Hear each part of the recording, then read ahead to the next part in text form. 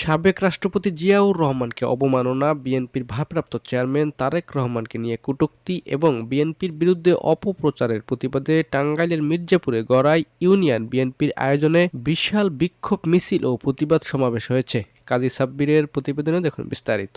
শুক্রবার বিকেলে গড়াই এলাকায় এই অনুষ্ঠান হয়। বিকেলে উপজেলার গড়াই ঢাকা টাঙ্গাইল মহাসড়ক প্রদক্ষিণ করে গড়াই স্থানে এসে সমাপ্ত হয়। এ সময় প্রতিবাদ সমাবেশে বক্তারা প্রতিবাদমূলক বক্তব্য প্রদান করেন। আপনি কি প্রবাসে গিয়ে স্বাবলম্বী হতে চান? পূর্বে বুকিংকৃত বিমানের টিকিট পরিবর্তন করতে চান, অথবা ট্যুরিস্ট ভিসার মাধ্যমে এই সুন্দর পৃথিবী ঘুরে দেখার স্বপ্ন দেখছেন? আপনার স্বপ্নকে বাস্তবায়ন করতে A to Z travels and tours আছে আপনার সাথে।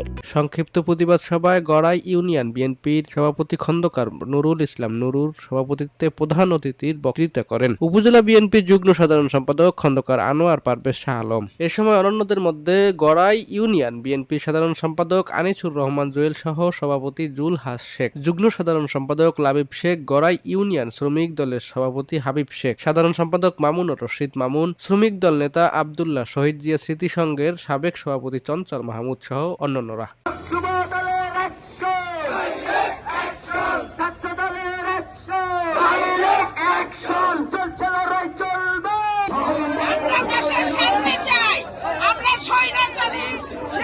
প্রেসিডেন্ট জিয়াউর রহমান তাকে কূটনীতি করে কথা বলেছে।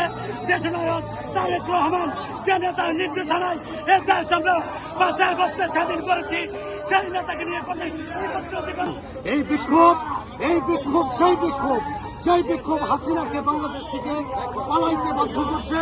ঠিক আওয়ামী লীগের যে সমস্ত খুনি পেতাত্তা, ওই জামাত শিবির কাজাকার, তারাও যাবে সেই পথে। রাষ্ট্রপতি স্বাধীনতার ঘোষক শহীদ প্রেসিডেন্ট জিয়াউর রহমানের ছবিকে তারা নিয়ে কটূক্তি করেছেন, তাদেরকে ব্যর্থতি করেছেন। এর জন্য বাংলার বাড়ি থেকে এনসিপি এবং জামাত ইসলামের কোনো জায়গা নেই। 26 টেলিভিশন, মাতৃভূমির বন্ধনে।